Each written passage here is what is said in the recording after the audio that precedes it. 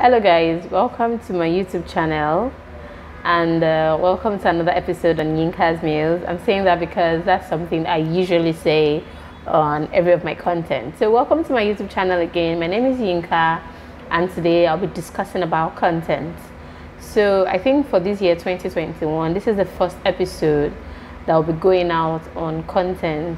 Last year I released a couple of topics and I talked about different topics as relating to content creation and content marketing.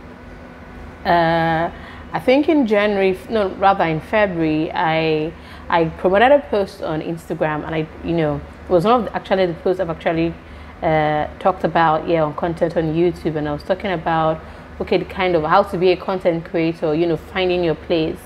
And I got a lot of requests from people saying, okay, I want to be a content creator. How do I start? And stuff like that. So thank you guys for everyone who sent in their questions. Over the next couple of weeks, I'll be addressing all of your questions, that you have asked. For today, I'll be talking about content types. So now that you have decided to be a content creator, or now that you felt like I want to start creating content, I would quickly like to say that the major scheme when it comes to content creation falls under content marketing, which is under digital marketing, right? So we're just under the umbrella for digital marketing, we're just going to be focusing on content. So today I want to talk about content types. Yes, we know that when it comes to content creations, there are different types of content. The other day I talked about the fact that sometimes people say, oh, if I'm creating a video, I'm a content creator, or if I write. So I just want to talk about the different content types, which means that there's no one way. The way Yoruba will say onokon waja, depending on you have to, and depending on your audience, and depending on the brand that you represent, you have to decide, okay, this is what I want to do, or these are the type of content I want to create. So I've actually written it in my notes, and that's what I'm looking down. I have 24 types of content. The first one is quotes. So we see particularly on Mondays now, you see people all the brands all over the world, they release content like inspirational quotes, Monday motivation, so all this type of content, they fall under quotes. So depending on the kind of brand that you're working with, if you're working with a brand self-awareness, making you feel good about yourself, telling you okay, you can achieve this, you can do this, you can do that, quotes might be an avenue for you to include in your content creation if it's something that you have not yet started doing. Another area that you can actually look at when it comes to another content type rather would be stories. So we have brand storytelling. So sometimes for you to pass across your message to your audience, you have to be able to tell stories, and they have to be engaging form of stories.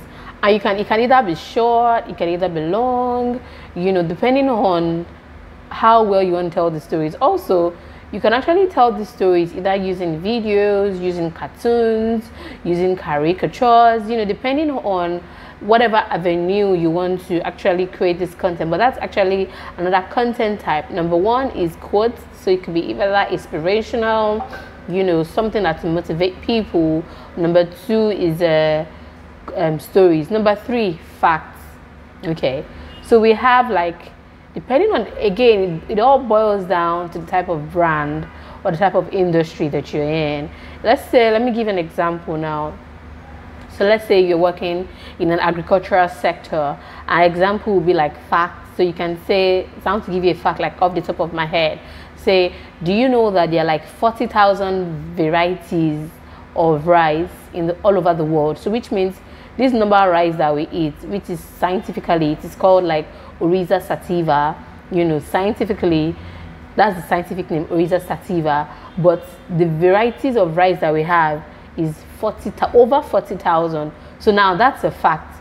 So depending on the kind of industry that you're in, that would actually help you determine the kind of content. So this industry, can I actually create facts around this industry that I'm working in? If you can, then that's a content type for you to start looking into and for you to start generating. Another content fact for you to look into is tips and tricks.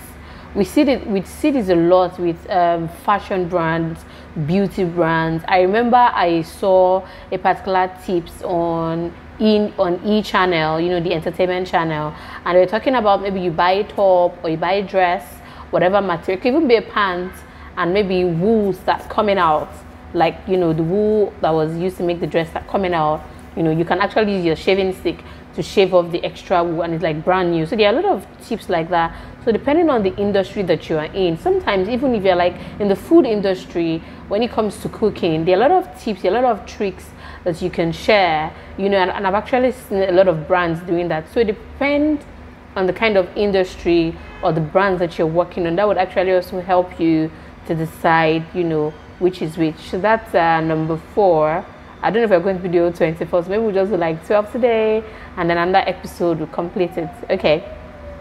So number 5 is tutorials. Very, very important. Tutorials. So your tutorials, you can actually tell people, again, don't forget that everything still boils down on the industry or the brands that you're working with, because sometimes your content type might not actually fit into the kind of brands or the kind of industry that you're in. So tutorials, you have to look at tutorials. So how can I, so with your audience, and so you want to teach them maybe how to achieve a particular thing. So let's say you're in like the makeup, so makeup in the sense that maybe you do stuff. We have a couple of those like here in Nigeria. Maybe you make soap, you know, or you make perfume, or you make disinfectant. So you can just do a sample tutorial. Of course, you're not, you know, you will not sell out all your secrets. You won't give out all your secrets while doing the tutorials. But let's say you want to do an advert, yeah, for students who let's say you want to do an advert, you want to market to people who would be interested, you know, in learning how to make a disinfectant or how to make a liquid soap. So you can do a tutorial like, okay, you mix this, you mix that, you mix this, you mix this, and then it gives you that. Of course, you will not give them all your procedures and all your ingredients, but you just do a tutorial and you're going to be informing people that these are the things that you're going to learn. They're going to be getting hands-on experiences, yeah, when they come on board or when they get to join your class. So like I said, depending on the industry that you're in, depending on the brand that you're working with, or, you know, whatever it is that you're trying to put out there, that would actually determine, you know, the kind of content types that you should be creating. Number 6, unboxing content. We see this a lot on Instagram, basically on Instagram. So you get a package and you want to like unbox it. Oh, I'm so excited, let us see how it is. And then you just unbox it, and then you do it beautifully in a way that is quite engaging. Sometimes some brands even send some boxed content to some major influencers or celebrities and tell them to, you know, unbox the content. So that way it generates buzz, you know, with the audience. Everybody feels like, oh, I can't wait to get my, you know, my own box and then unbox it. I remember there's a particular competition I put in, I actually did for, it was GT Bank anyway. I think that was the year 2019, and I won a book. I won this Michelle Obama's book, and I remember when I went to pick it up, you know, it was boxed and all, and I got to the office and my colleague at work was like saying, oh, let us do an unboxing, you know, video, and let us show people how we did that. So it's actually a very good thing. It's something that you can incorporate personally on your social media feeds. And if you're an influencer, also depending on the kind of influencer that you are, you know, you can actually also pull that into the type of content that you should be creating. Number 7, industry trends and research. Now this one, every type of content comes with a lot of work, yeah. But for this one, you can't just put out anything. So like industry trends and research. So you can say something like, what can I say now? Say something like, do you know that, or not do you know, like in 2019, yes, something like that. Like in 2019 or in 2020, you know, 89% people probably in a particular country did this, you know. So it actually depends on where you are trying to push people to, yeah. So let me just say something off the top of my head. Of course, it's not like a fact, or I've not actually done the research, but let's just say, okay, in 2020, due to the COVID-19 menace that happened, you know, a lot of people decided to start working from home, or a lot of people that the office trend, like okay, always going to the office, has actually died down. So henceforth, all over the world, of course, that's not true. But like henceforth, all over the world, nobody will be going to the office again. You're just working from home, and that's because a lot of brands, a lot of companies have seen that it actually works, and they don't want to be wasting money on infrastructures and stuff like that. So if you are, depending on what you're trying to sell, yeah, that might actually be an avenue for you to also look into industry trends and research. Number 8 would be our FAQs. Very important. Frequently asked questions. Oh, I bought this. I would like to buy. I work in an agri-tech company. Yes, I'll use that as an example. I want to buy meat. Where can I buy meat? Do you get? Or I went to your website. I don't know what to press. Meanwhile, if you want to buy meat, visit lifestyle247.com/meat247. Okay, so let me just continue anyway. So frequently asked questions. Okay, if you go to the bank, yeah, okay, I went to your website, I tried to use your platform, I couldn't pay money. Frequently asked questions. What's another question? Okay, I bought this lipstick. It was going to be, I wanted to achieve this particular color that I saw on your page, and I couldn't. Any frequently asked questions that you usually get, particularly for this particular type of content, to be good for telecommunications industries. People like, oh, I want to recharge my phone, I need the code to recharge my phone, or I want to buy internet data and I don't know the code I would use. These are frequently asked questions. People are always asking about these questions, and these are the kind of content you should actually put out there, because you know for sure that your audience are looking for this information. Some people are not just good with keeping all these codes and stuff on their head. So anywhere they can get the information, they will definitely go there.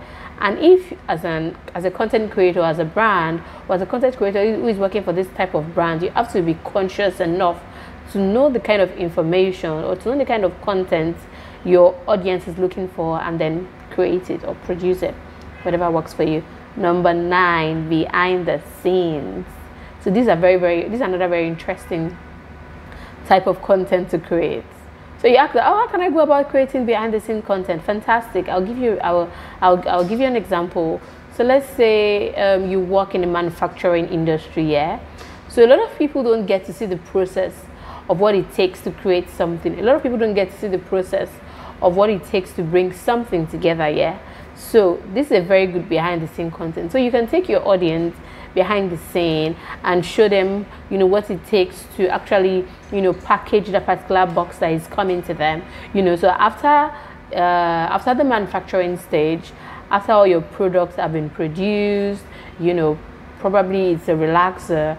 So they've done your conditioner, they've done all the shampoo and blah blah blah blah blah. So you can just show the behind the scene where all of the products are being packaged and being boxed and everything. And that's a very, very good content to actually show your audience. It gives your audience a feel that they are part of something, because you're involving them in the process. So it makes them feel a part of something big, like they're actually part of the family. Number 10, which would be our last content type for this. You guys should watch out for part 2 of different content types you can create as a content creator. Number 10, lifestyle content. This is very, very important, but as I've been saying, it also depends on the kind of content you're usually creating, the kind of brands you're working with, the kind of industry that you're working with. So lifestyle, so anyway, it depends on how you can tweak it though, because something just came to mind. If you're working with a brand and you want the people to feel as if they're part of it, you want the people to feel as if, oh, I see you, you can actually maybe show them oh, a day in the life of the CEO. That's the lifestyle content. And then there's a camera that is following the CEO on all of his daily activities, right from when he wakes up in the morning, brushing his teeth, preparing, taking phone calls, his meetings, when he has lunch, we meet. Those are lifestyle content. Or it could be that, okay, we are going to shop and you want to take your audience around that. These are things about, maybe you visit a new city and you're going to check out a new place. These are the type of content that you can create, yeah. So you just lifestyle content basically depends on the type of content that the brands that you're working with. Anyway, guys, we've come to the end of this episode. I talked about 4 content types. Oh my god. I talked about 10 content types, you know, in this episode. In the following episode, I'll be doing a part 2, you know, then I'll talk about another type of content. I know I said I was going to talk about 12, but, you know, let's just do 10 for today. Yeah. If there are other type of content that you create that I've not mentioned, tell me in the comment section below. If you are very much interested in learning more, don't forget to, you know, subscribe to my YouTube channel. If you like my topics, if you like the kind of things I talk about, don't forget to subscribe to my YouTube channel, switch on your notification, and give me a comment. Bye guys. Cheers. Mwah.